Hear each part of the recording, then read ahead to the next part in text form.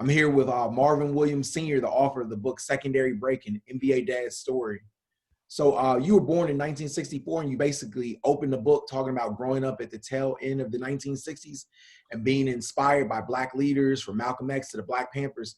I guess you were even named after Marvin Gaye. What are some of the memories you have of that era that really stick out? Oh, I had some great memories, man. My funnest part of being in New York was being around having leaders like Malcolm X, Martin Luther King, Muhammad Ali, and then also my dad. I got named after Marvin Gaye because my aunt used to be in the Apollo. She used to take tickets to the Apollo Theater, and so my dad used to tell us when we sit at home listening to music that he would say, "Hey, you saw those guys," and so my mom, when she was pregnant with me, went into labor at the Apollo Theater while watching Marvin Gaye. And so they had to rush out of the Apollo Theater to have me, and so they named me that. Yeah, I love New York back in the days, man. To me, it seems a lot more freer because you had the Black Panthers. Those guys were doing so much good stuff in the community, and I really, really enjoyed it. And I feel like when I hear people talk about the Black Panthers in such a negative light, it bothers me, because they've done a lot of good stuff. And I think our government tried to treat them as if they were militants, which they weren't. Right, yeah, they had the breakfast programs and Yeah. things and stuff of that nature. Yeah. And then I guess you eventually moved to North Carolina. Yeah, I moved to North Carolina in 1972 because my grandfather was sick, and he eventually passed. And so we ended up staying down there and living with my grandmother, and all of us piled up in one house. I had my aunts, my uncles, and cousins, and then it was 6 of us. Wow. And in the book, I guess you talk about a lot of personal details because we live in a society where sometimes we only share the highlights. Right. And you talk about like a lot of the obstacles that you overcame, such as your parents struggling with alcohol addiction. Was it difficult for you to be so personal? Because I feel, specifically in the Black community, we're kind of told to suppress some of the private details. And you share in the book, like such as your parents, not being married. And was it difficult for you to be so open and honest? And did you get any backlash from family members for being so personal? I like that question. That's a very good question. You're the first one to ever ask me that. I caught a lot of flack for it, man. I'm gonna be honest with you. But the funny thing was, the people that gave me the most flack were my younger nieces and cousins who weren't even born during those times to speak on those times. I opened up the book. It was more so a cleansing thing for me personally.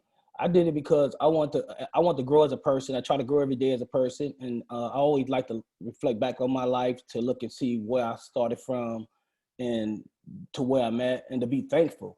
So the book originally started out as a journal for me, to just spiritually. And then my pastor, which you probably seen in the cover of the first part of the book, he encouraged me to write the book. And so I got some help from some friends. My friend, she's a publisher named Marjorie Wade. So she helped me get the book in a form where I can publish it. And you're right, we are, as a Black community, and I think part of the problem my family had the backlash was because they were so ashamed to what they would call air your business. But it wasn't about them. Again, I try to explain that to them. It wasn't about them. It was just about me reflecting on my life and being thankful for what God had given me and how he took me, from where I was at to where I am now. And I do agree with you. I think Black people tend to not want to air their business, and to them, I guess it's like shaming the family, which I don't see this shaming the family if you're not really specifically saying negative stuff about them. Right, because you tell a lot of the good and the bad. I mean, I think it's just being. Yep, absolutely. Yep. I mean, really honest. And you grew up in North Carolina near Wilmington, and you would spend the weekends, I guess, playing against none other than Michael Jordan. Yeah. Even with playing with, I guess, Jordan a couple of weeks after he hit the winning bucket in the '82 game against Georgetown. Yeah. So today, Jordan's widely considered one of the greatest basketball players of all time. Was it any flashes in those pickup games back then? I knew Mike when he was playing baseball. And it's so funny because I hear people talk about how he couldn't play baseball and he shouldn't have done baseball. But the people that really knew him knew that he started with baseball. And I used to go watch him play. And I knew him. I knew Kenny Gaddison, who ended up being in the league for about 15, 16 years. Me and Kenny are best friends right now. And he's been a big part of my son's life and helping him navigate through the NBA process for those 15 years. And so when we was playing, you know, we didn't see what the future held. We just played. Mike had glimpses probably junior year when he became real hot as a high school basketball player. That's when, you know, he's about 6'2" then. And so he could jump out the gym, him and his brother Larry. And so I didn't know he was going to be as great as he was or is. And but I'm thankful that I got the opportunity to be at the right place at the right time. Wow, that's amazing. And you had some hoop dreams of yourself, but I guess you joined the Navy and you were playing on like some all Navy league teams. And then after you got out of the Navy, you started going to a JUCO, Olympic college. And you really had your heart set on playing for Dean Smith at UNC, but that didn't work out. Yeah. I when I after high school, I wasn't sure what I wanted to do, but my dad stayed on me. He said, "You can go to college." He said, "I don't care what you do. You can get out here and do something." So what I did was I ended up leaving and going back to North Carolina to New York for about a year, hanging out with my cousin and playing basketball there. I ended up meeting a guy who encouraged me to play in the Ruckers, so I went and played in the Ruckers. After that, I got in a little trouble, so my dad came and got me, him and my mom, and they weren't too happy with me. So I came back home, and it was funny because I was out, me and Larry Jordan was out just playing, shooting around and hanging out, and one of my friends said, "Hey man, you know, you can get paid money to play basketball in the Navy." I said, "Seriously?" He said, "Yeah." And so I went and signed up, and my dad really wasn't too happy because I didn't tell him to the day of that I was, you know, the day before I was supposed to leave that I had joined the military. And so I told him, and he wasn't too happy about it. But the reason I joined the Navy, and I'm glad I did, was not only just to play basketball, but what was trying to help my mom. I wanted to do something to help my mom, you know, and my dad, because they were struggling, and I wanted to bring some money in the house. So I did that. I joined the Navy, and I met up with a couple of guys on the aircraft carrier that I used to drive the aircraft carrier. So I met up with a couple of those guys, and then we formed a ships team. And so what we would do is when we pull in port, we play against these national teams. Say like we went to Australia, played against their national Olympic team. We go to Hong Kong, we go to any port we pulled in, we would schedule games. And so I did that for about 3 years. And then during that time in those 3 years, I got so good that they call the All Navy, where they'll take you off the ship and you play basketball all over the country, represent the military. And so I got invited to do that, and I did that for a couple of years. And then after that, I was off. I went to the funny thing was our ship, in that process, they had a big tournament in San Diego. And we were stationed in San Diego, and they had a big tournament. They had Michigan State, they had Arizona State, they had Ole Miss. And Ole Miss and Arizona State, we hosted those guys. So they basically lived on our ship while we did this tournament. And so they saw our ships team play in Arizona State, and Ole Miss had offered me a scholarship. And so I guess they went to the government and talked to my captain, and they worked it out so I could get out of my service early so that I can play. What happened that you didn't go to Ole Miss, or you decided not to take those? I had chose Arizona State. Steve Smith, I think Coach Smith was coaching at it. He was Coach Stevenson was coaching at that time. And I had my son, and I had told his mom that I was getting out and I wanted us to move to Arizona. She didn't want to leave her mom. So I said, okay, then fine, I'll just come back home, go back to Bremerton, Washington, and find somewhere to play down there. So that's how I ended up at a junior college called Olympic College. Right. And then I guess you ended up going to Warner Pacific. Yeah. I left after 2 years and went to a Division I school. I wanted, the funny thing in between that though, my last year in junior college, I had sent the tape to Dean Smith. And I sent the tape, and Coach Smith knew who I was because he used to drive down to Wilmington to watch Mike and Kenny. He was also recruiting Kenny Gaddison. And so they would drive down to Wilmington to watch those guys play and swing in and watch me play. And so Coach Smith knew who I was, and he watched my tape, and he told me, he said, it's going to take about 4 years to learn our system, and there's only been one dude that's ever came into Carolina and played after 2 years and did well, and that was Bob McAdoo. And he said, but what I'll do is I could put you in touch with my head coach who's coaching our JV team. He said, I know you, from what the tape shows, you're good enough to play there, so I could plug you in with him. But I didn't want to go to no JV team because I felt like I was still back in playing at a community college level. So I told him no. But that coach ended up being Roy Williams, who ended up coaching my son. Yeah. Right. It's funny, man, how life works out sometimes and stuff and everything. Yeah. I guess after you left Warner Pacific. You graduated with a degree in business Yeah. administration, and you continued coaching. I guess you did some girls AAU coaching for a while, and then you went back and coached at Olympic College Yeah. for the girls team. So your son is he's watching this, seeing you play, and like you're developing him. How soon, before you knew he could play at the next level? Well, he used to follow me around. Because I coached the girls AAU. I coached group called Seattle Magic. They're one of the hottest and the biggest girls program around in the country. And so I coached there for probably about 5 or 6 summers. And he used to go to all the games. And there was a young lady called Sheila Lambert that took an interest. And she was really, really good, man. And she took an interest in my son and started, working him out after practice and showed him how to handle the ball and do all kinds of things.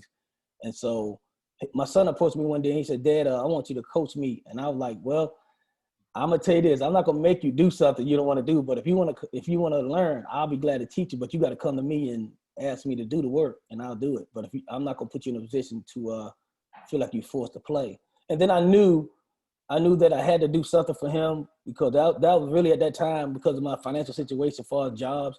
I knew the only thing I could offer him at that time was the knowledge of basketball. And so I taught him that. I started doing one-on-one coaching sessions with him and developing him.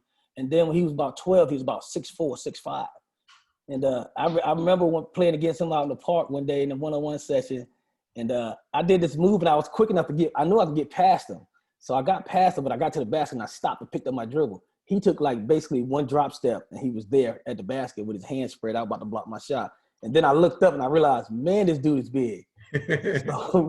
So I continued to coach him, and he continued to get better. Great listener. I never had any. Well, you get some kids who are, "Dad, my coach told me to do this," and my coach, he never once, and all the years I've ever coached him, ever even once said that. If I say do something, it's okay, Dad, and he did it, and I had no trouble out of him. So I started coaching him and put him with this program called which is one of the top programs in Seattle right now. It's called Seattle Rotary. And they put out some guys, some great guys. And so I put him with those guys, and he started traveling all over the country playing. And I think when he was about 14, he played against LeBron in the AAU tournament. And I think it opened his eyes a lot more than what he realized that he was good, but in order to get to LeBron's level, that he had to do a lot of work. And so I was glad of him having that opportunity to play against him, to see that. And, he, of course, becomes, one of the top players in the country, McDonald's All-American, highly recruited. He probably could have gone to any school in the world, but, I'm sure you influenced him a little bit, to go to North Carolina. Yeah. Yeah, he knew I loved, him and his mom knew that I loved Carolina, because of the thing I loved about the Carolina people were they always looked out for each other, whether you played basketball. Once you went to that school, you networked with a bunch of people.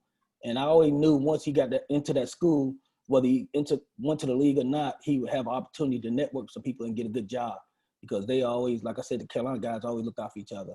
And so even now, throughout his whole career, basketball career, I've always surrounded him with people that went to either his agent who graduated from Carolina. I had Dean Smith's first financial advisor. I surrounded him with those kind of people to make sure that the transition for him would be real easy. Was that really important, having a son, this is a highly recruited basketball player, to keep him around, the right type of people? Because I imagine, there's a lot of people and stuff, everything, who don't necessarily have his best interests at heart, when they see, somebody who has this potential to make millions of dollars, Yeah, it was important for me, because like I said, I knew that once I got him around those people, they weren't gonna do nothing. They weren't gonna cause no harm to him. I agree with you. I've seen in 15 years of being involved in the NBA, I've seen a lot of kids get derailed. They get everybody and their mama in their ear telling them how great they are, and wanting to invest in this deal and that deal, and before you know it, they're out of money or they're out the league, and then those people aren't around anymore. So yeah, it was really important for me to have him surrounded by those kind of people, because I think that helped his career a whole lot. And it has lasted for 15 years. How proud does that make you? Because everybody, making it to league is one thing, but then staying there, Right. having the longevity of a career, being a lottery pick and being able to last in the NBA for 15 years. That's a testament to his work ethic. Nobody stays in the NBA for that long. Yeah, he one thing I love about him is I always tell him every problem got a solution. You just got to sit down and think about it. And so during his years in the league, when things didn't go right, he get in the gym. We just get in the gym early morning before practice or late at night after a game and work on things that he felt he didn't do well on. And that's what we did, you know. Definitely. Man, like, you know, I appreciate you for taking the time and stuff, everything to do this interview. Marvin Williams Sr., the author of the book Secondary Break and NBA Dad's Story. Where can people, you know, follow you on social media and keep up with your journey? You can reach, I'm on Facebook, Marvin Gaye Williams Sr. For Facebook, and then I'm at Marvin Senior 01 for Instagram. And they can purchase the book online at Amazon.com, BarnesandNoble.com, Walmart.com, and the iTunes stores. Definitely. Thank you so much for taking the time. I thank you for taking the time, man, to interview me. I really appreciate it. Thanks a lot. Okay. Have a great day. You too.